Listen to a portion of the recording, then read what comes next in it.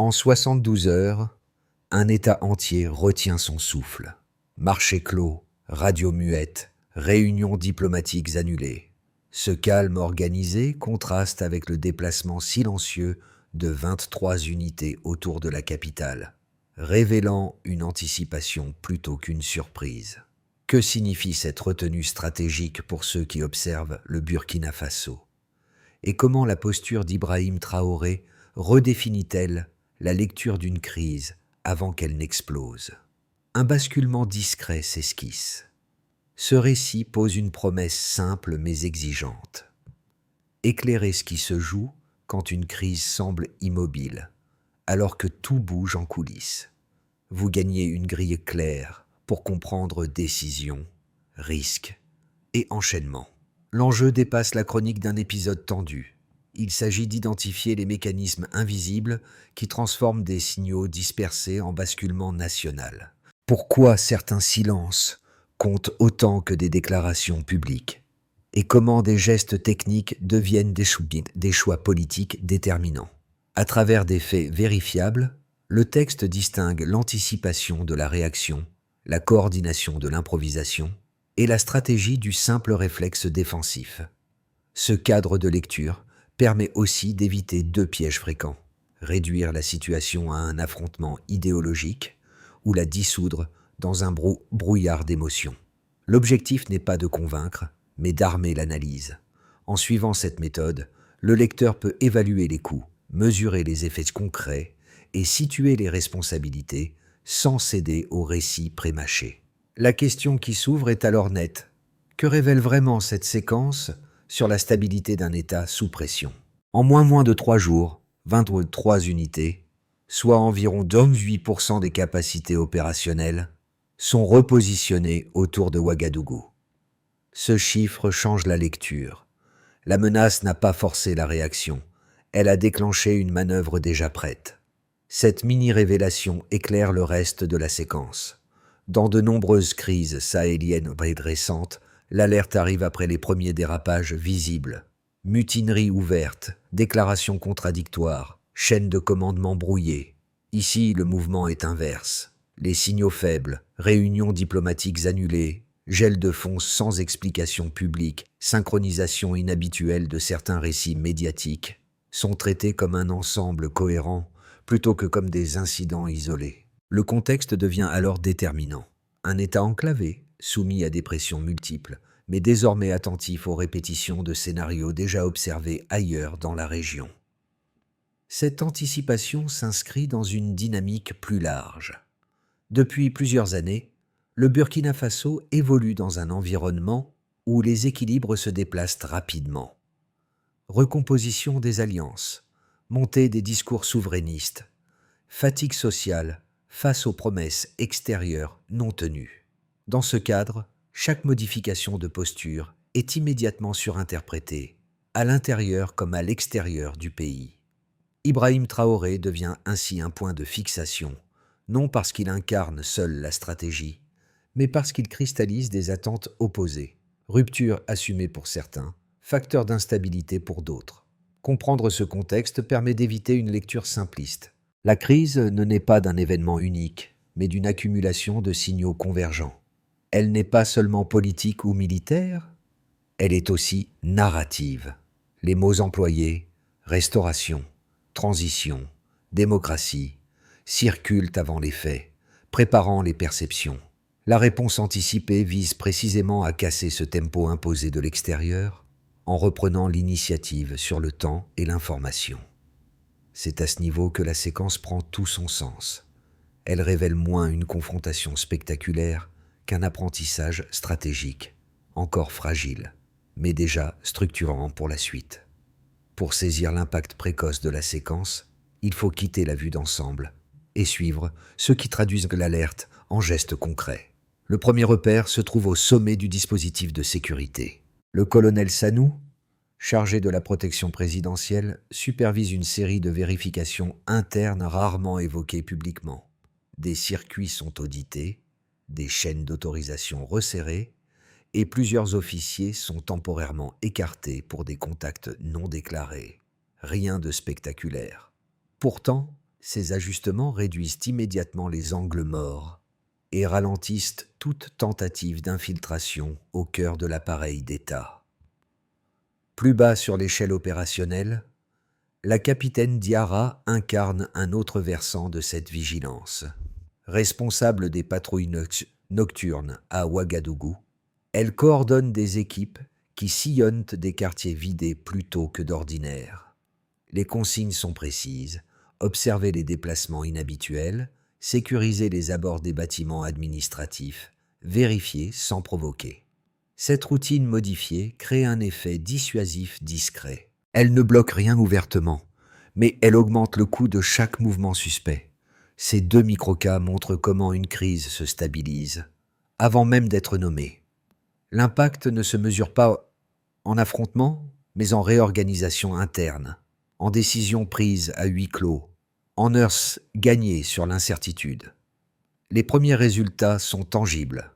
Continuité des services essentiels, absence de rumeurs incontrôlées dans les casernes, maintien d'une coordination minimale entre unités. Pris ensemble, ces gestes dessinent une logique simple. La stabilité initiale dépend moins de démonstrations de force que de la capacité à agir tôt, calmement et sans surjouer la menace. Anticiper réduit l'espace du chaos. Avant que la crise ne soit perçue comme telle, tout commence par une rupture discrète du quotidien. Les bulletins des radios d'État se raccourcissent et les marchés ferment plus tôt. Plusieurs ambassades annulent des rendez-vous programmés de longue date. Rien n'est officiellement expliqué, mais la répétition de ces ajustements dessine un premier avant. L'information circule par fragments, suffisamment visible pour être remarquée, trop partielle pour être interprétée sans clé. Puis vient la phase d'activation. Les services de renseignement signalent au bois-champ des échanges chiffrés entre un groupe restreint d'officiers et des interlocuteurs situés hors du territoire. Le vocabulaire employé, neutre en apparence, humanitaire en surface, correspond à des schémas déjà observés dans d'autres crises régionales. L'alerte interne est déclenchée. Les états-majors ne communiquent pas, mais les permissions sont suspendues, les transmissions vérifiées, les rotations réorganisées. Le tempo s'accélère sans bruit. Le samedi marque un premier seuil. Des drones non identifiés apparaissent au-dessus d'une zone militaire périphérique. Leurs trajectoires sont brèves, répétitives, presque exploratoires. L'objectif semble moins l'attaque que la mesure de la réactivité. Les défenses répondent sans escalade. Le dimanche, des tracts anonymes, circulant en ville, porteurs d'un message unique et familier. La promesse d'un retour à l'ordre démocratique. Ce slogan, déjà vu à Bamako ou à Niamey, agit comme un signal narratif. Il prépare l'opinion à accepter un basculement présenté comme nécessaire. Lundi, la séquence atteint son point de tension maximale. L'état-major passe en alerte renforcée. Les communications avec certaines garnisons deviennent instables. À l'aéroport, des diplomates étrangers quittent la capitale de manière ordonnée, sans déclaration publique. Les forces loyales se positionnent sur les axes stratégiques. Des blindés encerclent les infrastructures clés. La ville est calme, mais l'atmosphère est électrique. C'est à ce moment précis qu'Ibrahim Traoré s'exprime. Le ton est mesuré, les mots choisis. Il ne dramatise pas la situation et ne désigne pas d'ennemis explicites. Il fixe un cadre. Le Burkina Faso ne doit pas subir des mécaniques déjà vues ailleurs. Cette prise de parole sert de point d'ancrage. Elle clarifie la ligne pour les unités engagées et réduit l'espace des interprétations contradictoires. Dans la nuit, la pression change de registre. Des cyberattaques ciblent des sites institutionnels. Les réseaux sociaux se saturent de messages alarmistes annonçant des défections imminentes. Pourtant, aucune garnison ne bascule. Les chaînes de commandement tiennent. Le mardi, des images montrent Ibrahim Traoré visitant des positions avancées, uniforme poussiéreux, échange bref avec les soldats. Ces images ne cherchent pas l'effet spectaculaire. Elles stabilisent. Le mercredi, l'arrestation de plusieurs officiers impliqués dans des échanges suspects est annoncée. Les rues se remplissent timidement. Pas de célébration, seulement un soulagement diffus. La crise n'a pas éclaté. Elle a été contenue. Cette ligne d'événements révèle une chose essentielle. Le scénario attendu n'a pas suivi son déroulé habituel. La chronologie a été brisée avant son point de non-retour. Avant la séquence, la norme était la réaction tardive. Après, l'indicateur central devient l'anticipation mesurée. La bascule se lit d'abord dans un chiffre simple. En moins de 72 heures, 23 unités, soit environ 18% des capacités opérationnelles, sont repositionnées autour de la capitale. Cette proportion marque un changement de méthode. Elle signifie que la chaîne de commandement privilégie la vitesse décisionnelle à l'attente d'une certitude exhaustive, réduisant ainsi la fenêtre d'opportunité d'une manœuvre adverse. Un deuxième repère concerne l'économie extérieure. Au cours de la phase aiguë, les échanges avec plusieurs partenaires occidentaux reculent d'environ 22%. Pris isolément, ce chiffre pourrait signaler une vulnérabilité. Replacé dans la chronologie, il indique plutôt un recentrage contraint, mais assumé vers des circuits régionaux déjà activés. La baisse est brutale, mais elle n'entraîne pas de rupture d'approvisionnement critique. La lecture devient alors qualitative. Diminuer une dépendance dominante peut accroître la marge politique à court terme, même si le coût économique immédiat est réel. Le troisième indicateur touche à l'opinion. Un sondage interne, mené auprès de 5000 citoyens, montre que 64% attribuent la tentative de déstabilisation à des acteurs extérieurs. Ce pourcentage n'est pas une validation politique. Il fonctionne comme un amortisseur social. Une perception partagée du risque limite la fragmentation des récits concurrents et réduit la probabilité de basculement interne pendant la phase d'incertitude. Autrement dit, la cohésion perçue stabilise la réponse institutionnelle. Pris ensemble, ces trois chiffres dessinent une matrice lisible. Le militaire agit en amont, l'économique s'ajuste sous contrainte, le social absorbe le choc narratif. Ce triptyque ne décrit pas une victoire, mais une capacité à tenir une ligne. Il révèle une administration qui apprend à coordonner des leviers hétérogènes dans un laps de temps réduit. L'important n'est pas le niveau absolu de chaque indicateur, mais leur synchronisation. Dans cette synchronisation, le rôle d'Ibrahim Traoré apparaît moins comme celui d'un symbole isolé que comme un nœud de cohérence. Les ordres de redéploiement rapide montrent une centralité assumée. L'acceptation d'un coût économique temporaire signale une hiérarchie claire des priorités. La gestion de la communication publique, sobre et cadrée, limite la volatilité de l'opinion. Chaque choix renforce les autres, créant un effet cumulatif. Ces preuves quantitatives ont une limite assumée. Elles mesurent une phase courte, sous tension maximale. Elles ne garantissent ni la durabilité de la méthode, ni son succès futur, mais elles permettent une conclusion provisoire solide. La crise a été traitée comme un problème de temps et d'information, non comme une fatalité. Dans un environnement humain où chaque retard se paye cher, cette approche constitue déjà un déplacement stratégique mesurable. Deux lectures opposées structurent aujourd'hui l'interprétation de la séquence burkinabé. Et les comprendre pleinement est indispensable avant toute conclusion. La première, largement relayée dans plusieurs capitales occidentales, affirme que la trajectoire actuelle accroît l'instabilité régionale. Selon cette analyse, la concentration du pouvoir exécutif, le durcissement sécuritaire et la prise de distance avec certains partenaires historiques créent un environnement fragile, propice aux erreurs de calcul. Les critiques soulignent qu'un État sous pression, dirigé par une équipe resserrée, peut confondre anticipation et surréaction et transformer une crise contenue en isolement durable. Dans cette perspective, la prudence externe serait un garde-fou nécessaire pour éviter une dérive autoritaire masquée par l'urgence. La seconde lecture, plus présente dans les cercles africains et régionaux, défend une thèse inverse. Elle considère que la véritable instabilité réside dans la répétition de modèles antérieurs, marqués par une dépendance sécuritaire et économique prolongée. Pour ces observateurs, rompre partiellement avec ces schémas n'est pas un facteur de chaos, mais une tentative rationnelle de reprise d'initiative. Il rappelle que les crises précédentes ont souvent éclaté précisément là où l'État attendait des arbitrages extérieurs avant d'agir. Dans ce cadre, l'anticipation rapide et la centralisation temporaire sont vues comme des réponses adaptées à un environnement compressé dans le temps.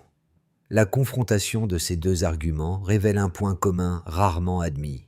Le pari est risqué. La différence tient à la nature du risque accepté. Les données disponibles nuancent toutefois les scénarios les plus alarmistes. La stabilisation des chaînes de commandement pendant la phase critique, l'absence de défection militaire malgré une pression informationnelle intense et la cohésion mesurée de l'opinion indiquent que le système n'a pas glissé vers le désordre attendu. Ces éléments ne valident pas une réussite structurelle, mais ils invalident l'idée d'un effondrement imminent. En prenant ces deux lectures au sérieux, une conclusion intermédiaire s'impose. La stratégie actuelle n'est ni une garantie de stabilité durable, ni une fuite en avant irrationnelle. Elle correspond à un choix assumé de gérer le risque plutôt que de le déléguer. La vraie question devient alors moins morale que méthodologique. Dans un Sahel sous contrainte permanente, quel type de risque est encore acceptable pour préserver une marge d'action? À mi-parcours, la crise cesse d'être visible et devient diffuse. Les blindés se figent, les sirènes se taisent, mais la pression se déplace vers un terrain moins tangible. L'information. Les tentatives de déstabilisation n'opèrent plus par rupture frontale, mais par saturation cognitive. Rumeurs coordonnées, récits contradictoires, insinuations répétées cherchent à fissurer la cohésion sans provoquer d'événements déclencheurs clairs. Ce glissement marque un tournant stratégique. Dans ce nouvel espace, la réponse ne repose plus seulement sur des unités déployées, mais sur la discipline des circuits décisionnels. Les autorités réduisent volontairement la fréquence des annonces publiques, privilégient des messages courts et laissent les faits visibles parler d'eux-mêmes. Cette retenue n'est pas un silence subi. Elle devient un outil. Elle empêche l'adversaire narratif d'imposer son rythme et limite l'amplification émotionnelle. C'est ici que la posture d'Ibrahim Traoré prend une dimension différente. Il ne s'agit plus de contenir un choc, mais d'empêcher son érosion progressive. La vigilance est reformulée comme méthode, non comme état d'alerte permanent. En internalisant cette logique, l'appareil d'État transforme la peur en procédure et l'incertitude en routine maîtrisée. À mi-parcours, l'idée devient claire. La séquence ne se joue plus sur ce qui pourrait arriver, mais sur ce qui pourrait être cru. Celui qui contrôle le tempo de l'information contrôle la durée de la stabilité. Les effets de la séquence se déploient désormais au-delà des cercles sécuritaires et touchent 4 groupes clés, chacun exposé différemment qu'à la pression. Pour l'appareil d'État, la première conséquence c'est une centralisation accélérée des décisions. Les délais entre renseignement, arbitrage et exécution sont réduits. Des directions techniques s'y sont fusionnées, des procédures allégées. Le budget consacré à la sécurité progresse sensiblement, non comme un symbole politique, mais comme une réponse opérationnelle à un environnement compressé dans le temps. Cette réorganisation renforce la capacité d'anticipation, tout en augmentant la responsabilité de ceux qui décident vite. Du côté des entreprises, notamment dans les secteurs stratégiques, l'impact est immédiat. Plusieurs concessions étrangères sont suspendues le temps d'audits renforcés, tandis que des partenariats régionaux sont privilégiés pour maintenir l'activité. Les exportations ralentissent, les circuits logistiques se recomposent et les acteurs locaux cherchent des alternatives moins dépendantes de flux extérieurs volatiles. À court terme, le coût est réel. À moyen terme, certains y voient l'opportunité de consolider des chaînes de valeur plus résilientes, même si l'incertitude freine l'investissement. Pour les ménages, les conséquences sont plus diffuses, mais tout aussi tangibles. La hausse des prix alimentaires pèse sur le quotidien, et la vigilance constante génère une fatigue sociale perceptible. En réponse, des mécanismes communautaires émergent. Mutualisation des stocks, entraide de voisinage, ajustement informel pour absorber les chocs. Ces pratiques ne relèvent pas d'un discours officiel. Elles traduisent une adaptation pragmatique à une période instable, où tenir devient une forme d'engagement discret. Enfin, l'impact régional redessine les équilibres. La coordination sécuritaire avec les pays voisins se renforce, créant un bloc de coopération inédit. Les incursions transfrontalières diminuent légèrement, signe que la synchronisation produit des effets mesurables.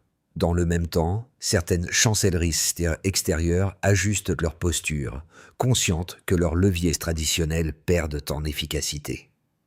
Cette recomposition confère au Burkina Faso un poids symbolique accru dans les débats sahéliens.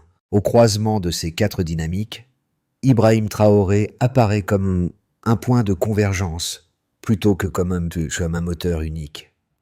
Les conséquences observées ne constituent ni un effondrement ni une victoire nette. Elles dessinent une société contrainte de se réorganiser rapidement, en absorbant la pression par des ajustements successifs. La stabilité qui en résulte est imparfaite, mais elle est active. Elle repose moins sur l'absence de menaces que sur la capacité collective à en limiter les effets tous concrets. À horizon de 6 à 12 mois, la trajectoire du Burkina Faso peut raisonnablement se décliner en 3 scénarios distincts. Aucun n'est prédéterminé. Chacun dépend de la manière dont les dynamiques déjà observées seront entretenues, corrigées ou contrariées par des chocs externes. Dans une trajectoire de base, l'État parvient à maintenir un équilibre fonctionnel sans rupture majeure. Les dispositifs sécuritaires restent renforcés, la coordination régionale se consolide et l'économie s'ajuste sans redémarrage net. Les partenariats alternatifs compensent partiellement la baisse de certains échanges, tandis que la communication publique demeure prudente. La stabilité repose alors sur une discipline collective. Rien ne s'améliore franchement, mais rien ne s'effondre. Ce scénario exige une constance élevée et une capacité à corriger rapidement les signaux faibles avant qu'ils ne s'amplifient. Une trajectoire plus favorable suppose une consolidation plus profonde. Les réformes engagées produisent des effets visibles. Les circuits économiques régionaux gagnent en fluidité. Et la coopération sécuritaire réduit durablement certaines vulnérabilités. Les investissements africains progressent, la gouvernance se professionnalise et la perception du risque diminue progressivement. Dans ce cadre, la souveraineté cesse d'être un slogan pour devenir une pratique mesurable, fondée sur des marges de décision élargies. La clé réside dans la transformation de l'anticipation de crise en méthode durable de gestion publique. Une trajectoire plus difficile repose sur l'irruption d'un choc exogène, une cyberattaque d'ampleur, une sanction économique ciblée ou une rupture diplomatique brutale pourrait saturer les capacités d'adaptation. La centralisation, efficace en phase aiguë, montrerait alors ses limites. La fatigue sociale s'accroîtrait, les arbitrages deviendraient plus coûteux, et la cohésion pourrait se fissurer sans basculement immédiat. Le risque principal ne serait pas l'effondrement soudain, mais une érosion progressive de la confiance et de l'efficacité. Face à ces trajectoires, une recommandation s'impose. Documenter avant d'interpréter, mesurer, comparer, ajuster. Dans un environnement où l'incertitude est devenue structurelle, la capacité à apprendre plus vite que la crise reste le meilleur levier pour éviter le pire, sans promettre le meilleur. Au-delà des institutions et des scénarios macro, cette période de tension se traduit par des expériences très concrètes pour celles et ceux qui vivent et travaillent dans le pays.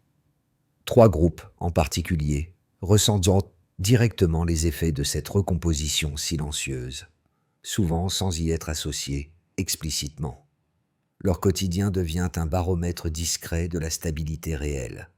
Les premiers sont ceux qui informent, qui transmettent. Journalistes, enseignants, relais communautaires évoluent dans un environnement saturé de rumeurs. Leur responsabilité s'alourdit. Vérifier avant de diffuser, contextualiser avant de commenter. Chaque mot compte davantage, car une information imprécise peut amplifier une inquiétude latente. Leur travail ne fait pas les gros titres, mais il freine la propagation de récits anxiogènes et protège un espace minimal de confiance collective. Viennent ensuite ceux qui produisent. Commerçants, agriculteurs, artisans subissent les variations de prix, les retards logistiques et l'incertitude persistante. Pour continuer, ils adaptent leurs pratiques. Circuits courts, mutualisation des ressources, coopération locale. Ces ajustements, modestes en apparence, stabilisent les communautés. Ils montrent que l'économie de résilience ne se décrète pas. Elle se construit par essais successifs, souvent loin des discours officiels. Enfin, il y a ceux qui protègent. Soldats, volontaires civils, équipes de soutien vivent au rythme des alertes, des rotations prolongées et de la vigilance permanente. Leur fatigue est réelle, mais leur constance conditionne l'équilibre général. Ils incarnent une évidence rarement formulée. La sécurité n'est pas abstraite. Elle repose sur des gestes répétés, parfois invisibles. Ces trajectoires rappellent que la stabilité ne se mesure pas uniquement dans les décisions du sommet. Elle se vérifie dans la capacité des individus à tenir ensemble, malgré l'usure. C'est à cette échelle humaine que se joue la durabilité de toute stratégie. Passer de la gestion d'urgence à une consolidation durable exige une méthode lisible, fondée sur des actions ordonnées, plutôt que sur des réactions successives. La feuille de route qui se dessine s'appuie sur les leviers déjà mobilisés et sur les limites observées durant la séquence. Elle ne promet pas une transformation rapide, mais une progression mesurable. La première étape concerne la sécurisation du temps court. Il s'agit de renforcer les zones sensibles, d'améliorer la fiabilité des transmissions et de maintenir la coordination régionale. Les forces armées et les unités locales agissent immédiatement, avec un suivi régulier des incidents pour ajuster les dispositifs sans alourdir la chaîne de commandement. L'objectif est de réduire les surprises, pas d'augmenter la visibilité. La deuxième étape vise l'autonomie financière relative. Le ministère des Finances, en lien avec des partenaires régionaux, cherche à diversifier les circuits de paiement et d'approvisionnement. À l'horizon de quelques mois, la dépendance à des flux extérieurs uniques doit reculer, même si la transition impose des coûts temporaires. Mesurer cette évolution devient aussi important que l'annoncer. La troisième étape touche à la production. Relancer les coopératives minières, stabiliser l'énergie et étendre les surfaces cultivées permettent d'ancrer la résilience dans le réel. Ces actions impliquent les collectivités locales et les petites industries avec des indicateurs simples: volume produit, emplois créés, continuité des services. Une quatrième étape concerne l'espace informationnel. Professionnaliser les médias, détecter plus tôt les campagnes de rumeurs et corriger rapidement les narratifs erronés réduisent la vulnérabilité cognitive. Enfin, une cinquième étape s'inscrit dans le temps long: documenter les décisions et transmettre une culture civique de vigilance. Dans cet ensemble, Ibrahim Traoré apparaît comme le garant de la cohérence, plutôt que comme l'unique moteur. La méthode compte plus que la posture, car seule une trajectoire structurée peut transformer une stabilité provisoire en capacité durable. Dans les rues où la capitaine Diarra patrouillait au plus fort de la tension, le calme revient par fragments. Il n'efface ni la fatigue, ni la mémoire des alertes nocturnes. Mais il réinstalle une routine fragile, faite de vérifications silencieuses et de regards attentifs. Ce sont ces gestes répétés, plus que les déclarations solennelles, qui donnent chair à la stabilité retrouvée. Au sommet, le dispositif se fait moins visible. Les décisions continuent, mais la scène se décentre, laissant place à une présence diffuse. Ibrahim Traoré n'occupe plus chaque instant médiatique. Ce retrait relatif n'est pas un vide. Il marque un passage.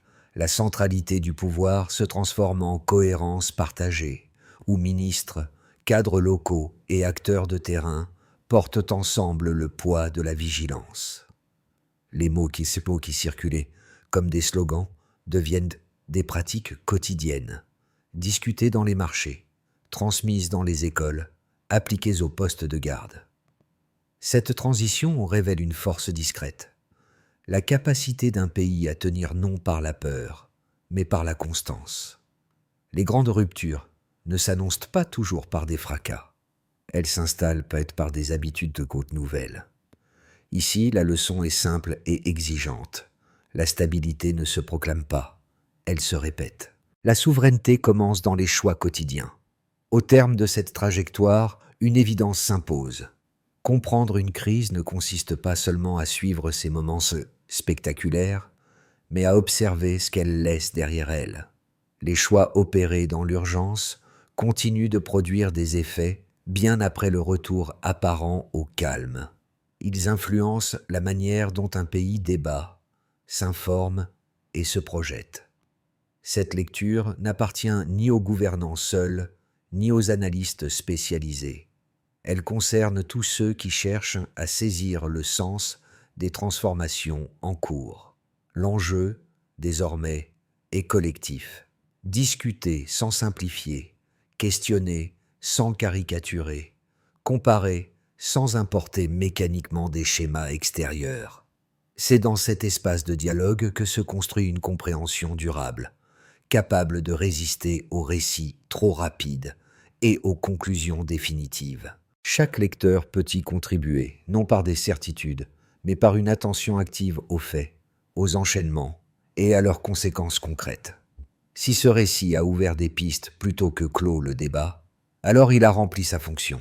Reste une interrogation, volontairement ouverte, qui dépasse le chaos étudié. Comment transformer la vigilance née d'une crise en habitude civique sans attendre la suivante pour apprendre ?